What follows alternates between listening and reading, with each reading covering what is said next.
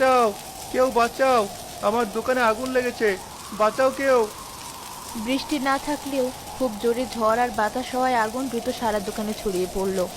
এদিকে সবুজের চিৎকারও কারো কানে পৌঁছালো না। আস্তে আস্তে পুরো দোকান পুড়তে লাগলো। হঠাৎ আবার জোরে বৃষ্টি হওয়ায় আগুন নিভে যায়।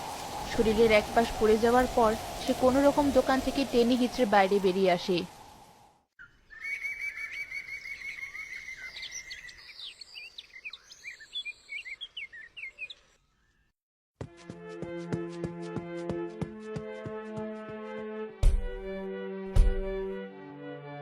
ভাবি, ও ভাবি, ভাবি তাড়াতাড়ি দরজাটা খোলো, সর্বনাশ হয়ে গেছে।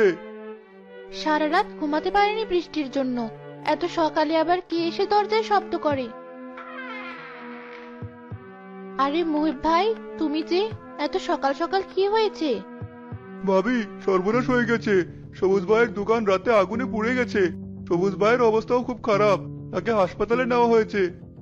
কি বলছো? এ কিভাবে সম্ভব? সৃষ্টিকর্তা, এ তোমার কেমন পরীক্ষা? চারদিক থেকে আমাদের এভাবে সর্বশান্ত করে কেন দিচ্ছ? মা, তাড়াতাড়ি চলো বাবার কাছে, না জানে সে কত কষ্ট পেয়েছে।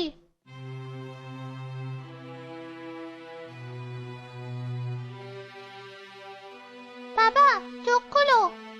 এখন উনাকে ডেকো না মা, ওনার অবস্থা খুব বেশি ভালো না, একটু বিশ্রাম নিক। আর হ্যাঁ, আপনাকে বলি, ওনার চিকিৎসার জন্য অনেক টাকার প্রয়োজন।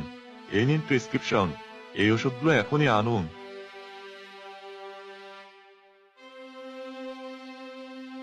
কি হবে এবার? কি করব?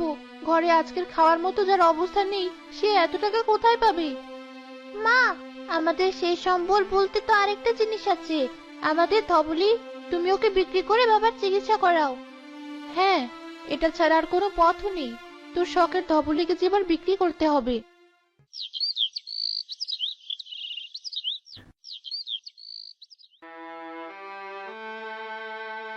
সবুজ কিছুটা সুস্থ হলেও তার শরীরের এক পাশ পুড়ে গিয়ে প্যারালাইজড হয়ে গিয়েছিল। রিনা ইটের ভাটায় কাজ করে বেশ কষ্ট করে সংসার চালায়। পাশাপাশি তার বাড়ির সাথে এক টুকরো জমিতে কিছু গমও লাগিয়েছিল সে।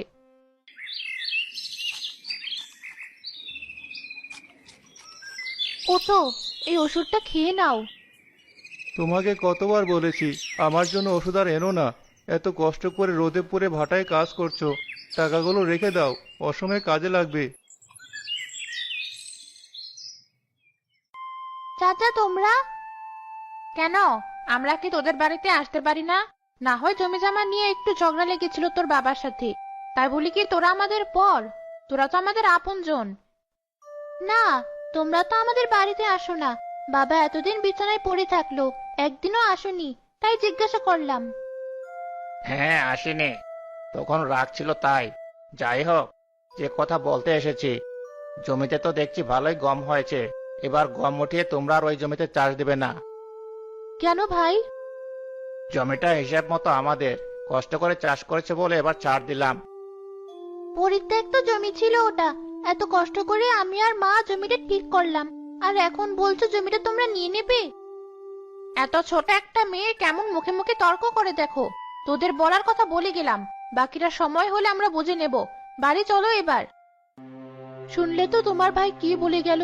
কিভাবে চালাবো আমরা এই অভাবের সংসার? না খেয়ে তিনজনেই ঘরের ভিতরে না হয় মরবো, তারপর ও যা বলে তাই শোনাবো। মানুষ হিসাবে ও যে বেশি সুবিধার না, কখন কোথা থেকে ক্ষতি করবে বুঝতেও পারবে না। ও যে আমার আপন ভাই হয়ে ও এত শত্রু হিসাবে আমাদের কেন দেখে কে জানে।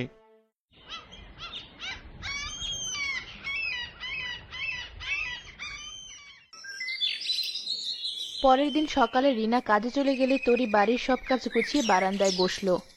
আমাদের জীবনটা কত অদ্ভুত। সব গরিব মানুষের জীবনে কি এত কষ্ট? ভাঙা ছাদ, দুবেলা খাবার, আর ময়লা ছেঁড়া পোশাক।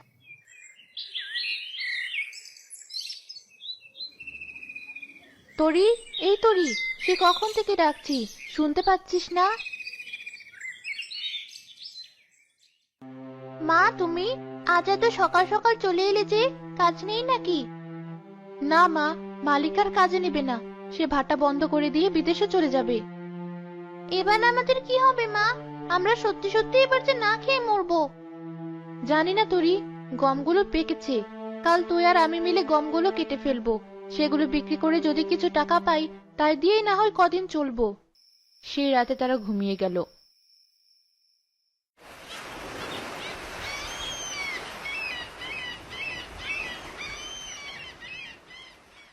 পরের দিন সকালে উঠে তরি ও তার মা মাঠে গিয়ে দেখলো একদল হাতি তাদের গমের ক্ষেতটা খেয়ে প্রায় শেষ করে ফেলেছে।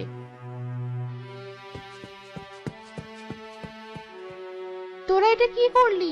আমার একমাত্র সম্বলটাও তোরা খেয়ে শেষ করলি? এতগুলো হাতি একসাথে তোরা কেন এলি আমাদের খেতে? তোরা কি জানিস এগুলোই আমাদের পেটের খিদে নিবারণ করবে? তোরা যে আমাদের পেটে লাথি মেরে গেলি, আমরা তো এবার না খেয়ে মারা যাবো।